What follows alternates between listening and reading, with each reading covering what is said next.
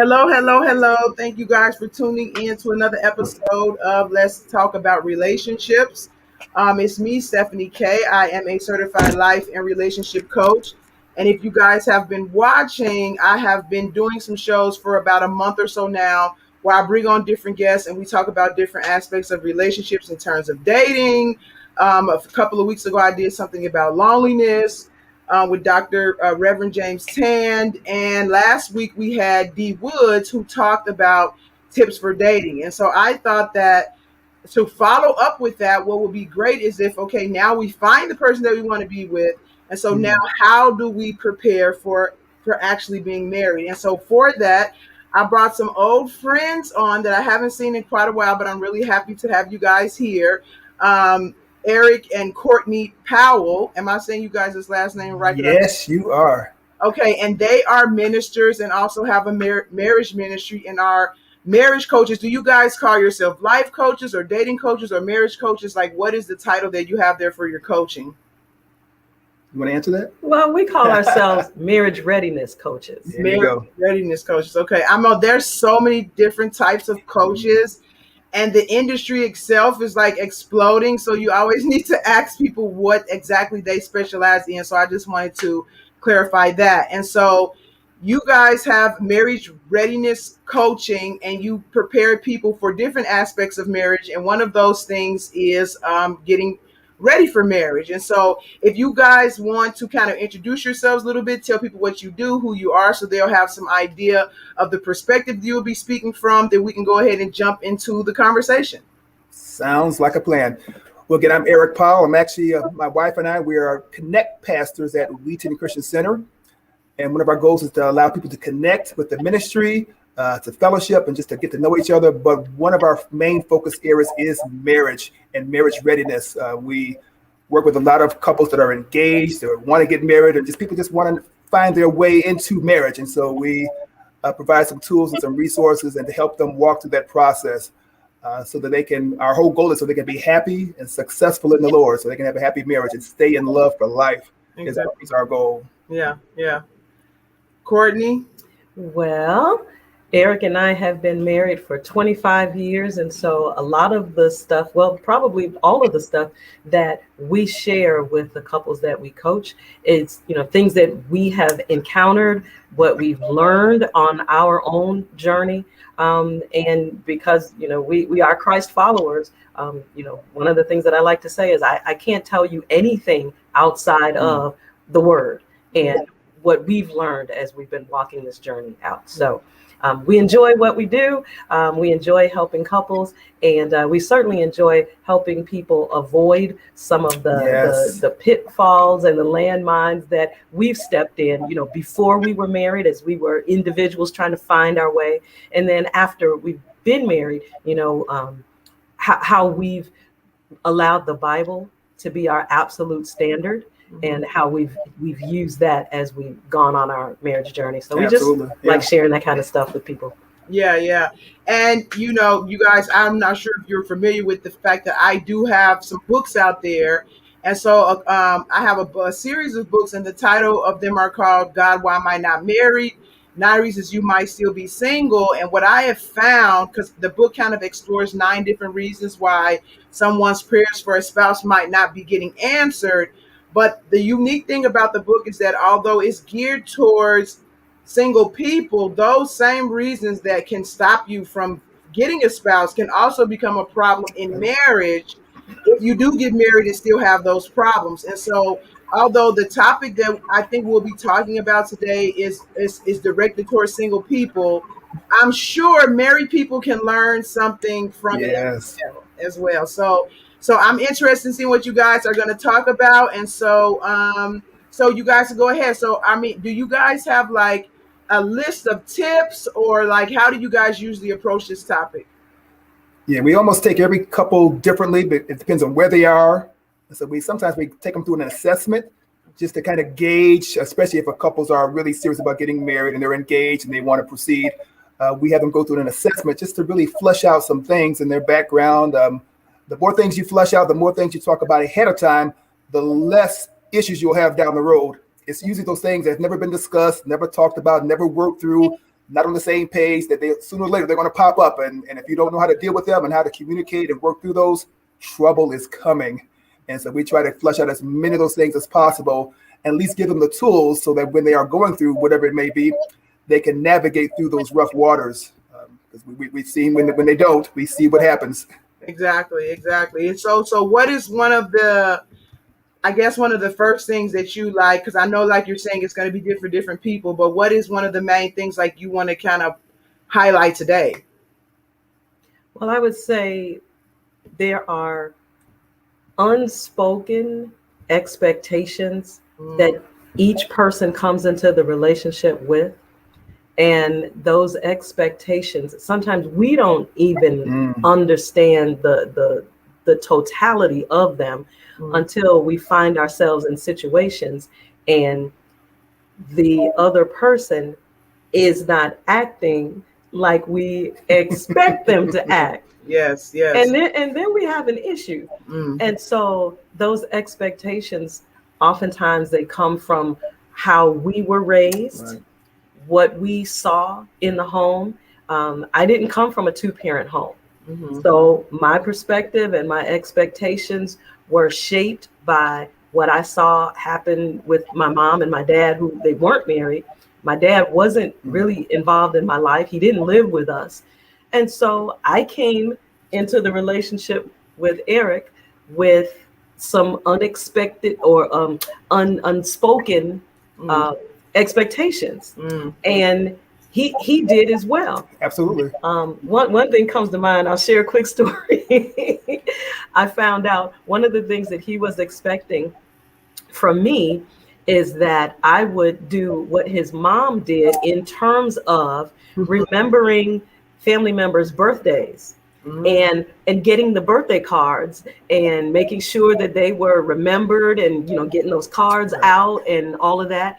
And I had no idea he was expecting me to do that.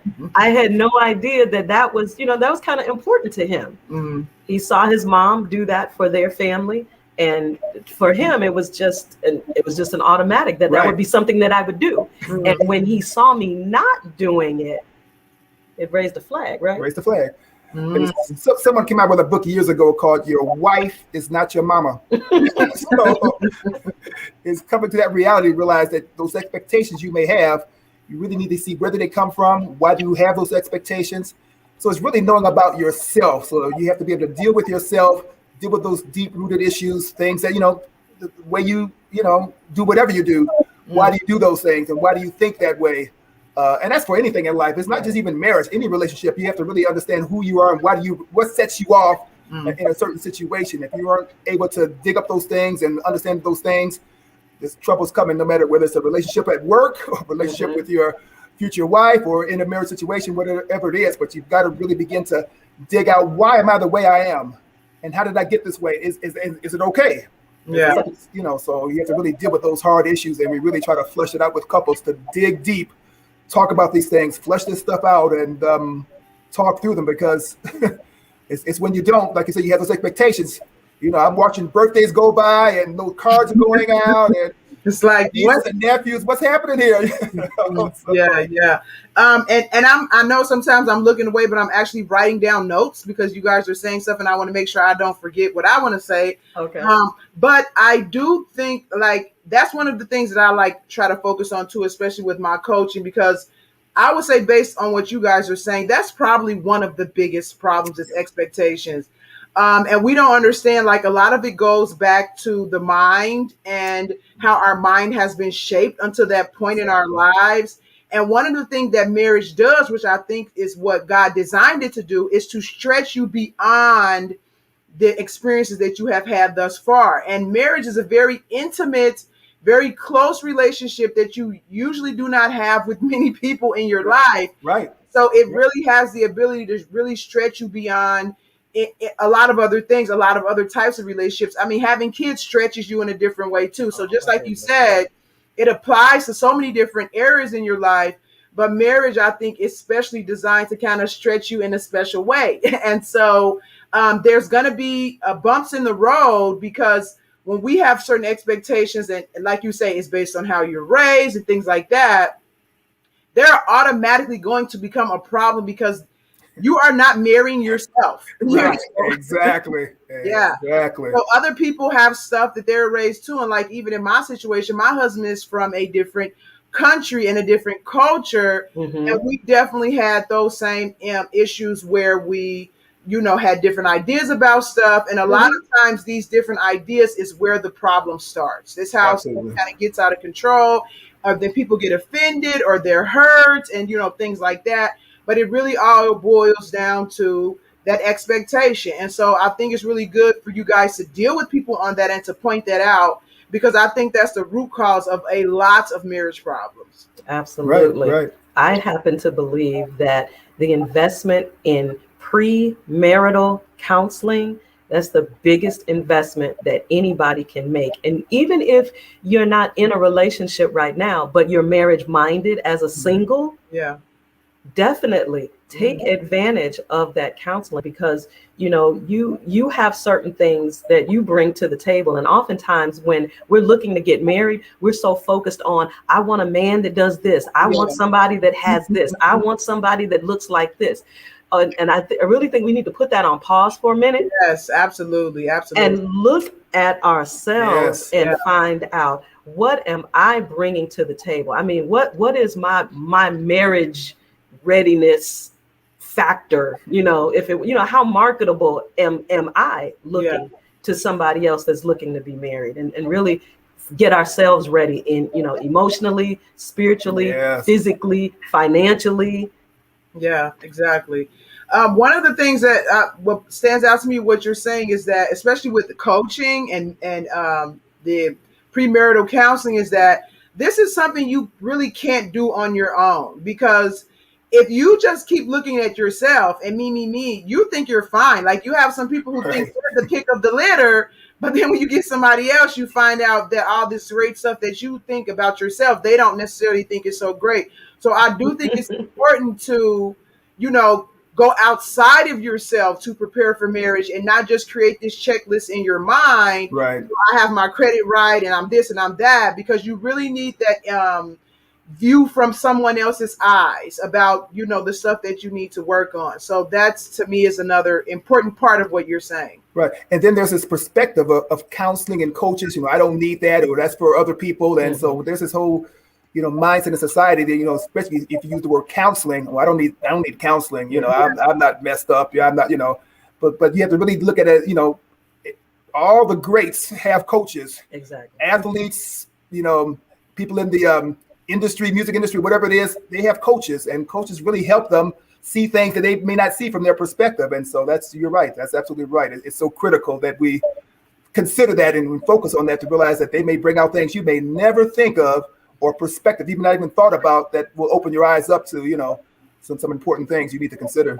Yeah. And so with that in mind, my question for you guys is that I've been married for like 14 years, and we did not take premarital counseling, so we had some bumps in there. But to me, it seems that some of this stuff doesn't really come out until you're married. So how do you measure between preparing for a marriage? Because I don't think anything can prepare you totally. So how do you prepare for it beforehand, for the stuff that will come out later that you may not, were aware of? Yeah.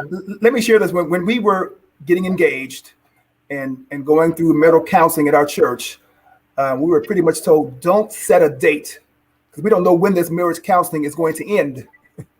And so it ended up lasting almost a year. Oh, wow. And there were other people in the class, but it was taken through so many things that we would not have thought about. And I think that made the difference in our marriage. It made less bumps in the road. I could still look and say we're still on our honeymoon. We've had less issues because we thought about these things beforehand, before marriage, talked through them, got on the same page, learned how to communicate to each other, so that when you do have those differences of opinions, you know how to communicate that, so that it doesn't become a pressure point and a contention point, and you do your thing, I do mine, and we go off in different directions. But spending that time, like I say, we were like, oh my goodness, we can't set a date. You want to make plans, you want to start lining up the venues and things like that. But we were wise. We said we'll just sit tight in weight, but for us, it made a huge difference in minimizing, because those bumps do come. Life happens. But I think it gave us a better vantage point on how to deal with those things. Had it been rushed through, like a 2-week, 1 month thing, there's a lot more things to be flushed out that we just hadn't thought about discussing. I mean, everything. Everything was on the table. So and what it allowed us to do was to make space to talk about these issues, because when you meet somebody and your heart is going pitter pat and you got butterflies in your stomach every time you see this person, and they can do no wrong, really, no matter if they bring you something to eat that you don't necessarily like, oftentimes you suck it up and eat it because they brought it to you. You know what I'm saying? If you're seeing that they are habitually late when they come pick you up, for example, we suck it up because we're just so in love. Yes. Yeah, but there comes a time when, and it's funny, the old Tina Turner song, what's love got to do with it? There comes a point where it's like, okay, again. Right. Yeah, absolutely. So to be able to create that space where you really have no pressure, but because these topics are brought up in a premarital counseling session, you explore it during the session, but then you go off, right, and then you have a conversation. Right. You have discussions that oftentimes lead to other discussions, and you can kind of figure out, well, I can remember us having conversations about, when we have kids, when we start a family, well, how many kids do you think you want? I don't necessarily want to work, after the kids come. How do you feel about that? And so you can have those conversations without being in a pressurized situation where, oh my goodness, now you're pregnant, and we need 2 incomes. Right. So you need to go right back to work. Right. So when you invest in that premarital coaching, that just, it really provides you with space, and that's important. Unpressured space to explore all these different things. Yeah. And it sounds like, again, I didn't take premarital counseling. I'm sure it would have benefited me some, but it sounds like it teaches you how to communicate too. Because that becomes a big problem. A lot of people will say marriage is communication, but if you're having all these conversations beforehand, whether you are getting to a place of, mutual understanding or not, you're learning how to talk to each other and how to talk things out and stuff like that. So that sounds pretty cool. I should have done it. But you're right. That's right behind those other issues, dealing with communication. Now, how do I communicate how I feel and what I'm thinking and express my thoughts and my concerns? You're right, but that's where marriages fail so often. You're absolutely correct. It's communication. We don't know how to talk to each other. We talk down. We get loud. We walk off. Now I don't want to talk to you, for the next week or whatever, so. Yeah. Well, 2 things before we kind of move on to maybe your next tip or whatever, as far as getting ready. One thing is that I think expectations even play a role with people who kind of shack up, so to speak, or are together before they get married. And then they'll be together for a long time, but then once they get married, it falls apart. And I've heard a lot of people say, well, why are you guys together for 20 years, but then once you get married, it doesn't last for a year or 2 or whatever? And I think expectations has a lot to do with that, because you think that because your expectations change now that marriage has been added to, the agreement, so to speak. But you guys have been together for 20 years. And so nobody is really thinking of actually changing anything. So we're like, well, why do we have to change anything? We already been together. We just made it legal. But really, I think even if subconsciously, your expectations is like, okay, we're married now. Things have to be different. And that's where I think some people clash as far as shacking up and things like that too early. So I wanted to throw that out there. Another thing is something that you said, Courtney, about we say we want this and this and that and that. And I always say, and I even wrote in my book, I don't recall God asking Adam, what kind of wife do you want? He didn't say what kind of shape you want to be, what kind of attitude you want. He didn't ask him that. But we have this idea and to a certain extent, I don't think there's anything wrong with having a preference. But to us, we take it, I think, sometimes to the extreme in thinking that we can just create a checklist and Mm. create somebody and just, give them to us like, we're at McDonald's or something like that. Right. So I really think that, especially I think, and I'm not a man, so I can't speak for men. I like to kind of stay with what I know. And I know women kind of have this bad in a lot of ways. Like we just want this checklist, Absolutely. and then when we get actually a real human being and not a checklist, then it becomes a problem. So Yeah. But I will tell you this. I always tell people when they're praying for that person that will be their spouse, I tell them, you know what, it's okay to be specific with God. Yeah. It's okay. He knows exactly what we need, and he understands our preferences. Yeah. And I tell you what, it was so very important to me. I got married older, right? I always thought that, by the time I was 25, I would be married and have a couple kids, and it just did not work out. That's not my story. It didn't work out for me that way. And so I'm glad that it didn't, because I feel like it gave me an opportunity to mature. Yes. To be more comfortable with the person that I was, but also I think I would have been a very different wife and mother had I gotten married and had children before I had a strong relationship with the Lord. Yeah. That made the entire difference. That changed, that was a world of difference for me. So when we met, I knew I was definitely a different person. But when I prayed, one of the things that was so important for me, because I know me. Yeah. I said, Lord, please, I want to find someone that has never been married and has no children. That was very, top of the priority list for me, because I just know me, and there's that whole dynamic that comes along with that I knew I was not ready to deal with. Yeah.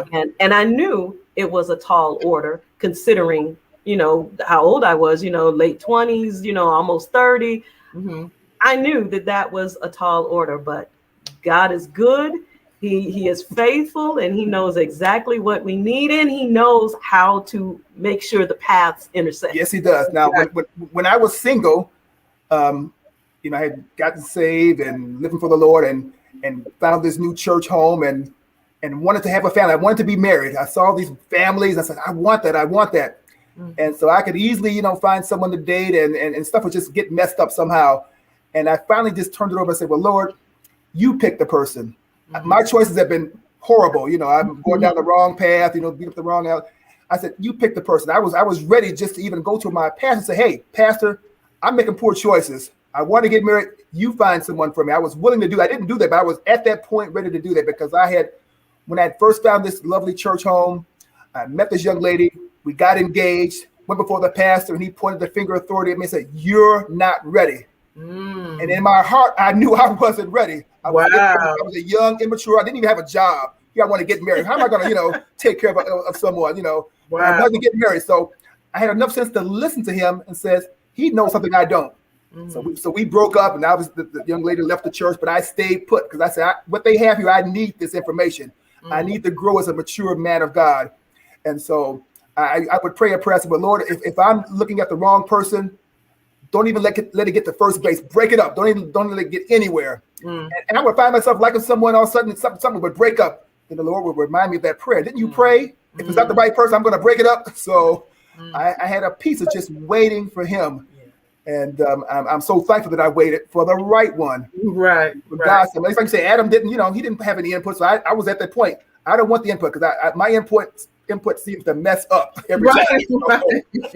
Right. And I think what you guys are saying is a very good, basically, balance of what I mean, because it's very easy for us to go to one extreme to another. So instead of, in one instance, we don't ask at all. In one instance, we ask too much. But the key is, what both of you guys are saying, even with asking or not asking, is to trust God and follow his leading. Yes. Because that is like the most important thing. And so if you get too caught up on your list, and you don't trust God's leading, then the list is useless. Or if you're not asking anything, but you're still not trusting God's leading, then you're not asking is kind of pointless, Right. in your favor too. So it's important to always make sure you're following God's leading. That's the key thing, because there's always going to be variation in how people do things. But as long as you're following God's leading, he's going to straighten it out. Like Right. you're in both of you guys' situation, even for me, I kind of did what you did, Eric. Is like, I'm tired of picking jerks. Like, God, I said, I would tell God, like, if I meet somebody, I'm going to ask you if that person is for me. If you tell me no, I don't care how much I like him or anything, I'm walking away. And I walked away from about 3 or 4 possible engagements because of that. And again, I'm really, really glad that I did that. So I totally agree with you guys. This is good stuff. This is good stuff. Yeah, and I had a list.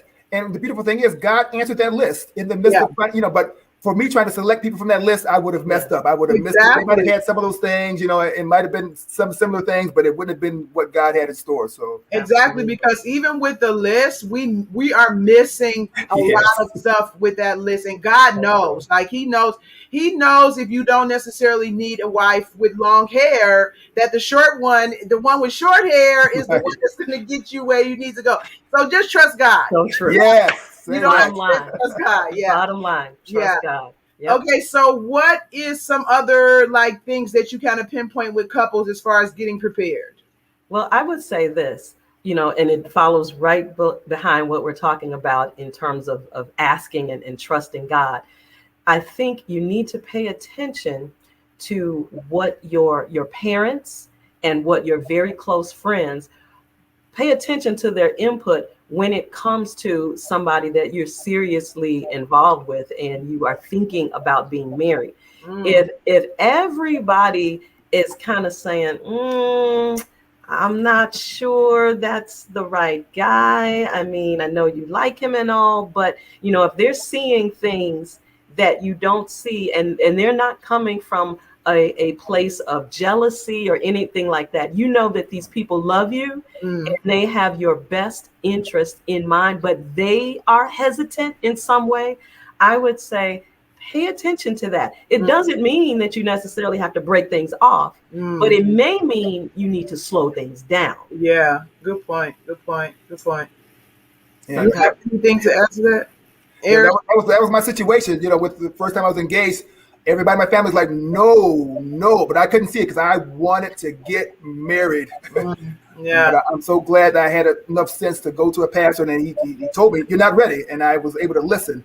Yeah. But listening to that person that has authority in your life, or those family members, don't discount it, because it may be, like you say, it may mean to slow down, it may mean to stop it, but just do a check. Yeah. And see what's really being said. Absolutely. Yeah, and so with that, I know a couple of stories of people that I wouldn't necessarily say they didn't listen to those in authority over them, but they didn't listen to God, because they would pray and say, God, is this the person for me? And they would tell me, and I've heard them say that God didn't, but they were so determined. Well, God is, He can fix it. Whatever's wrong, we're working on it. And they become so desperate to get married that they forge ahead anyway. And it's a small amount of people that I know who've done that, so it's not a lot. But every one of them, they didn't stay married. They got divorced, and it ended really badly. Yeah. And then they say, I should have listened to God. So even with, listening to those in authority around you, because God will use those people to let you know that this person is not the best for you. But I would say to take it even a step further, and don't ignore it. If God is telling you, like, hey, this person is not for you. Like, some people have different degrees of kind of relationship from God, so they might need to hear from other people, because when it comes directly from God, they might not hear it as well. And that's fine. That's not bad. Everybody has to grow their spiritual ear, so to speak. Yes. Don't get so desperate to get married that you just, basically what you guys saying, you start overlooking stuff. You start making excuses for stuff. You start ignoring God, your family, your friends, and everything that's around you that's giving you all these red flags that this is not the person. Yeah, right. You're so spot on being able to hear from the Lord. When I met Courtney, we met at a singles luncheon, and someone brought her for me to meet, and I was not interested, because matchmaking, I'm like, come on, no. This is all long before the apps and all the stuff they have now. You might put an ad in the singles ad in the paper or something. But they brought her for me to meet, and I met her, and I was still like, okay, yeah, so what, basically. But then we connected and started dating a little bit, and then she wasn't really saved yet. Not really saved. I was not saved at all. I would hear her at all. Wow. I would hear her language. I'm like, okay, I know better. This is unequally yoked. If there's a definition, this is it. Wow. And so we went out a couple times, and then she saw the look on my face, like I guess you were like, what's up with him? Listen, I thought he was cute, but he was not that cute for me to have to, pull every word of conversation out of him. And, I guess if I had known what was going on in his mind and how I appeared to him, I mean, I thought I was cute. I thought I had it all going on. What's his problem? Yeah, so we go out and she goes drive somewhere and goes to some apartment, goes to pick up a coat or something from a previous boyfriend or something. I'm like, what is this? Time out. I know better. The operative word was X. It was an X. Nothing was going on. I just needed to get my jacket back. I didn't even realize he knew what was up. So do you see how the Lord works? I was just exposed all the way around. So I was ready to just to end this thing. But in my prayer time, I heard the Lord speak, she's the one I've picked for you. Wow. Calm me down, not to break things off, just to go slow and let the Lord work it out. And she ended up getting saved, and and the rest is history. But I was able to hear from the Lord and knew this was the one. So wow, that is so key. Wow. I like that because I hear it might just be in this technology, world that we have now. I hear so many young people. They kind of have this me attitude and what I want, what I like. And again, like I was saying, that's fine to a certain extent, but you have to let God lead, because God will lead you to somebody you're not paying attention to. You might feel like, well, like what you guys are talking about. I know even with my husband, he was in another country. The thought of us marrying did not even enter my mind. And God told me that I was going to get married before the year was out, but I wasn't even around anybody, but we were communicating long distance. So I did not think that it was him at all. Like, it wasn't in my mind. And then when God finally brought it to my mind, everything just clicked. And I'm like, oh my goodness. Like, I'm looking around, like, where is he? Because I don't see he was already there. He had been my friend for years. Yeah. So, and so awesome. When we listen to God, he definitely does give us those, of course he's God. Like, we're people, he knows, we don't know. So it's best to listen to your father. So yeah. Come on. Absolutely. Yes. Absolutely. Yes. I know there was this one guy at a church I used to go to a while ago, and I used to see him sometimes, and I'm kind of going back a little bit about listening to God, about not forging ahead when he tells you no. We were just sitting next to each other. I rarely talked to him. I would see him around the church. And I kept feeling this urge to ask him if he wanted to get married. Now, I'm married. So how does it look with me asking him, you want to get married? Like, so I was very hesitant to ask him. But then I just finally said, are you looking to get married or something like that? And he was like, well, why did you ask me that? He's like, yeah, like he's been praying about it a lot and it's really bothering him. And why did I ask him that? And I said, I think God wants me to warn you not to just run ahead with what you're trying to do, because you're not, that's not what he has for you. And he was really, really surprised, because he told me later that he was just going to marry the girl. Like, he knew she wasn't saved and all this type of stuff, but he was just going to go ahead and do it anyway because he really wants to get married. And I kind of, by me stepping out in faith and asking him that question, he stopped, he paused and decided not to go ahead with what he was doing. So, wow. That's powerful. Yeah, so don't just run off, because not have marrying somebody that's unequally yoked, not supposed to be with, can turn into a living nightmare. So you really want to be careful, and really take your right to choose or your opportunity to choose to spend your life with somebody very, very, very seriously, because Sure. it's a relationship that can affect the rest of your life. So I just Right, right. yeah, Absolutely. That is one of the biggest decisions that we will make outside of our decision on how we're going to respond to the gospel. exactly. The decision that we make concerning Jesus. I Yeah, mean, that is literally life changing. And right behind that is the person you decide to spend the rest of your life with. yeah, So, for women, we tend to think that if we see something that is not exactly how we want it, in this person, they're not acting the way we want. Oh, we can change them. yeah, we, yeah. we can change. It'll be okay. They'll change. Once I do this, oh, then they'll understand how Mm. important it is. And once Yeah. they see me do this, and then yeah, they will change. Yeah. And 9 times out of 10, without the work of the Holy Spirit in the heart of that person, we Yes. we can't change Yeah. anybody, and we set ourselves up for years of disappointment Yeah. and frustration on both sides, because Yeah. Exactly. you're frustrating them because Yeah. they don't understand. Well, what is the big deal? I was like this before we got married. Right, right. Exactly. Why is this such a an argument now? Yeah. So that's really, really important to be on the same page spiritually. Mm.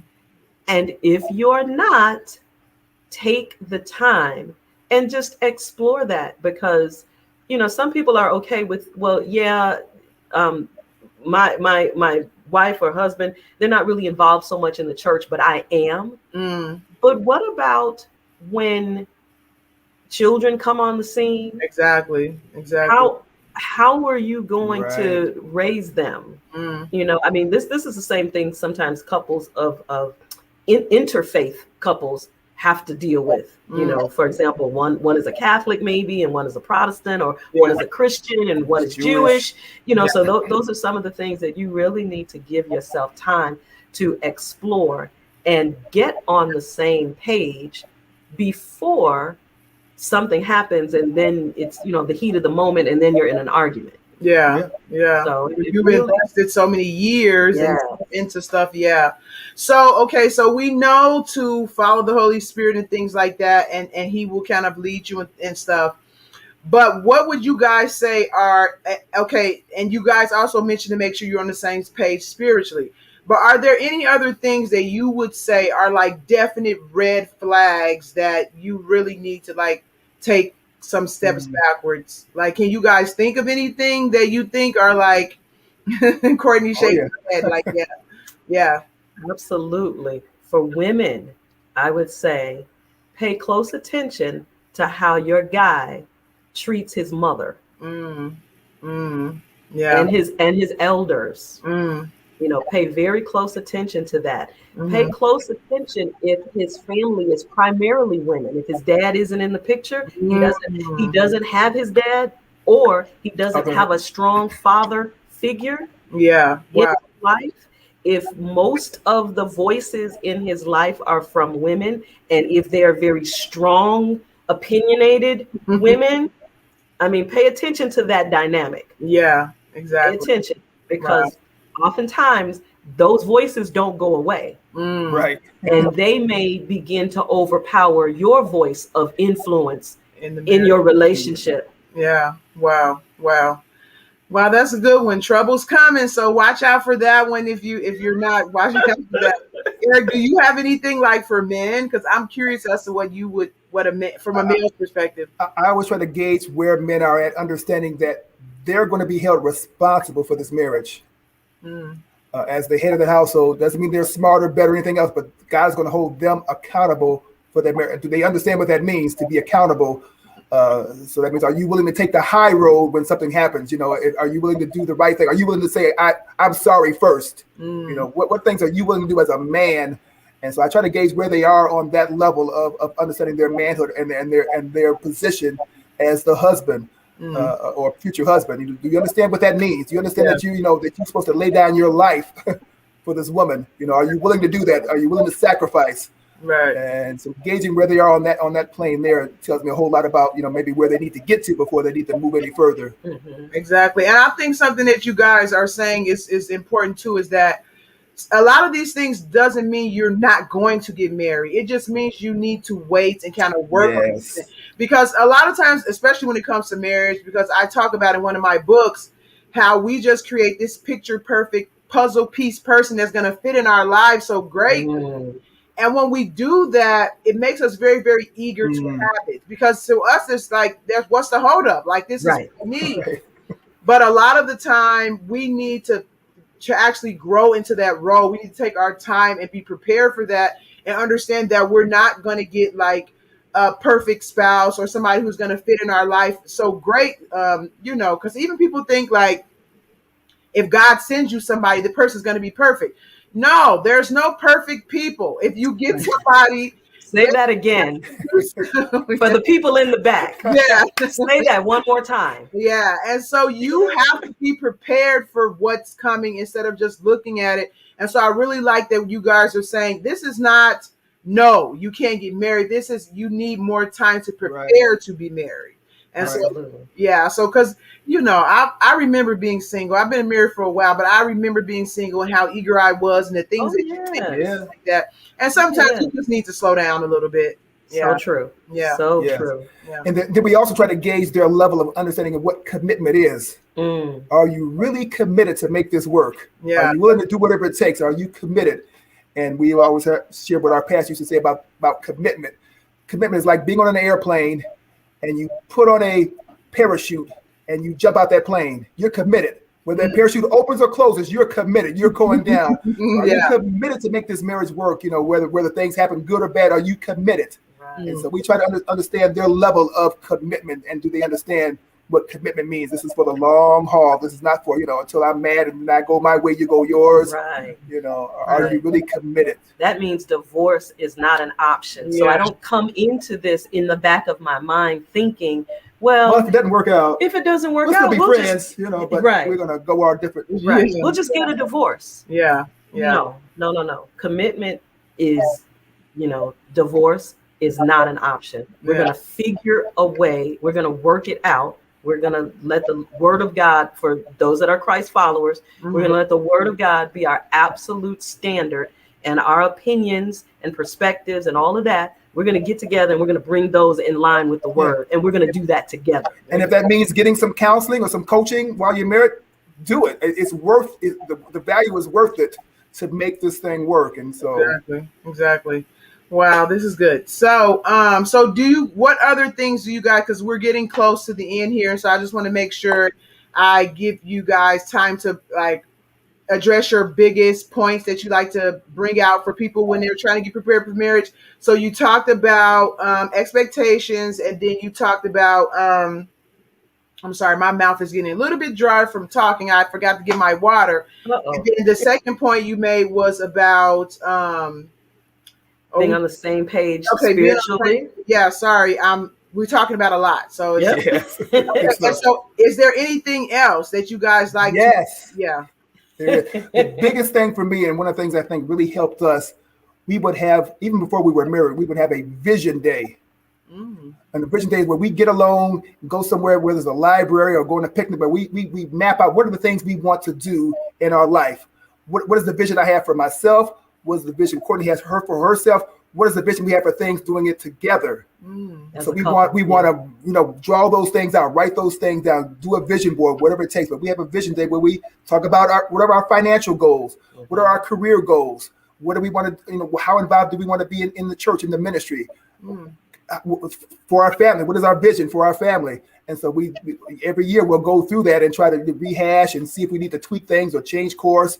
But having a vision day, and we would journal those things, write those things down, so we can gauge and see, are we pursuing that? What is Courtney's dreams, and how can I help her? Right. What are my goals, and how can she help me?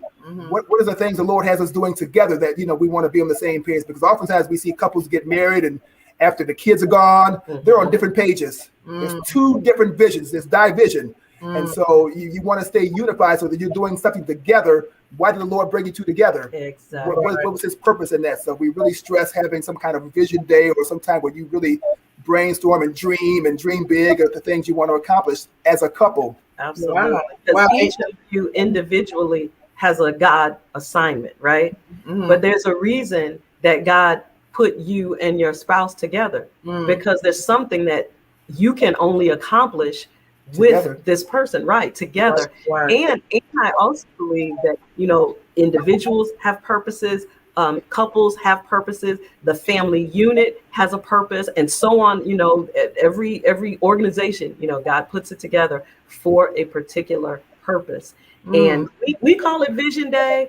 You know, you can call it dream building or whatever it is. It doesn't have to be a full day if it's just 3 hours. Right. But what it does require is that you get away so that you can have uninterrupted time to just cast the vision, look back and see, you know, what we said we wanted to do. Have we done those things? If not, why not? Is it no longer a priority? Do we feel God kind of shifting some things and, you know, priorities shifting down? What we thought was top priority, maybe not so much. And then look forward based on what we believe the Lord is saying. Here's some things we feel led to do in the upcoming 3 months, 6 months, 12 months, whatever it is. And just take some time to do that and do the things that energize you both in that time. Now, of course, if you want to make it a weekend thing, that's, hey, Right. I'm all for that. Couples get away and just, you know, have that Vision Day aspect be a part of it. Doesn't have to be the whole weekend. However, you know, how it works for you. But yes, we strongly recommend that couples do that. Wow. Wow. So like what you guys are saying, it sounds like something that you would do when you're married also, but you're saying that people should do this like before they get married too, to kind of like create a vision for their relationship, like before they get married. Yeah, we started when we were engaged. Yep. Wow. Just so we can begin to, you know, dream, you know, what do we want to do when we're married, and what are some of the goals that we have? Yeah. What did we want our married life to her look dreams. like? What does she want to do in life? What's her goal? You know, I don't want to just say it's all about me. It's not all about me. It's about us, about you, me, and us together. So I want to make sure I could understand what those things were, so that I can pray about them, be helpful however I can, and so that, you know, God can do what He wants to do. One of the things that we did was we kept a journal, and sometimes we were writing to each other, and other times we were just writing our own thoughts. And we would write, you know, one of us would keep it for a couple days, a week or whatever, and we would write whatever we needed to write during that time, and then we would pass it over to the other person. So this is before we're married. This was before we were married. Together, wow. So and so we still have those now. We haven't written them in a while, but I think we have 2 volumes that go back to when we first met back in the mid 90s. And it's kind of cool when, you know, when we have our Vision Day, pull out those journals and see what did we write to each other? What were we praying about at the time? What were some of our dreams, some of our fears? It's really cool to look back and see answered prayer. Yeah. It's so that's cool. So I love journaling. I don't do it as much as I would really like to, but I'm a strong proponent of journaling, and I think that's a great way for a couple that is engaged or they're serious about getting married. I think that's a great way to just continue to get to know each other. Wow. I mean, I'm a writer, so journaling. Yeah. And like a few years ago, I ended up destroying a journal that I had from 15 years old. It probably was like over 1,000 pages. So I've been writing like my whole entire life. So that whole journaling idea just really piqued my interest. I mean, I journal, but I've never like included my husband in my journaling. So now you guys have given me something to about what we've done here. But wow, that's really nice. I can see that being a very, very intimate kind of thing between you and your partner, to be able to share something like that. So absolutely. I mean, I have written stuff and kind of left it around the house and like oh, did you find you didn't happen to read that, did you? It's like, oops, I was looking for that, you know. So, wow, that sounds very, very sweet. So And so we have about 5 more minutes here. I'm not sure if you guys, I don't want to rush you through your other points because I know when it comes to marriage, the list is really long. So I know this is only like a very small piece of some of the ways that you could prepare. But is there anything else you kind of you feel like is worth mentioning that maybe is quick and it won't, take too much time since we only have 5 minutes left? You good? I think ending on that Vision Day note, I think that really is the ultimate. That and the journaling to each other. I think that's really huge. that's powerful. Yeah. So if Wow. anybody wants to get more information about that, you can tell them how to get in touch with us. Yeah, and so that's actually how I usually try to wrap up, is just let people know you guys are. Can you say how you do your title again? Marriage preparation. How do you say it? Yeah. Okay, marriage preparation or marriage readiness coaching. Marriage readiness coaching, and you guys have your you have a Facebook page, I believe. Do you have a website? There is a website, stayinloveforlife.com. Yeah. Okay, and I will post the links for those underneath the comments in this video if you guys are interested in reaching out to them and maybe taking them up on some marriage readiness coaching, because we all could use it. Even people who are married, we need coaching too. So it's like you said, Eric, everybody who the greats have had coaches, and we all need help. So nobody is exempt from getting help. And help that comes from the heart, especially from the Bible and from wisdom, is exactly the type of help that we all need. So thank you guys so much for tuning in. This was a really good conversation. I'm so happy to even reconnect with you guys after so much time. And I really hope God uses this video to help some people who are trying to get ready for marriage or not sure what to do, or maybe even need to prepare in a different way than they have been preparing. And so I really hope this video is a blessing to whoever watches it. But that's our prayer too. Yep. Thanks for having us, and say hello to your husband. Please. Oh, yes. No problem. Will do. And you guys be great. And until next time. Until next time. Right. Take care. Take care. No problem. Bye-bye. Bye-bye.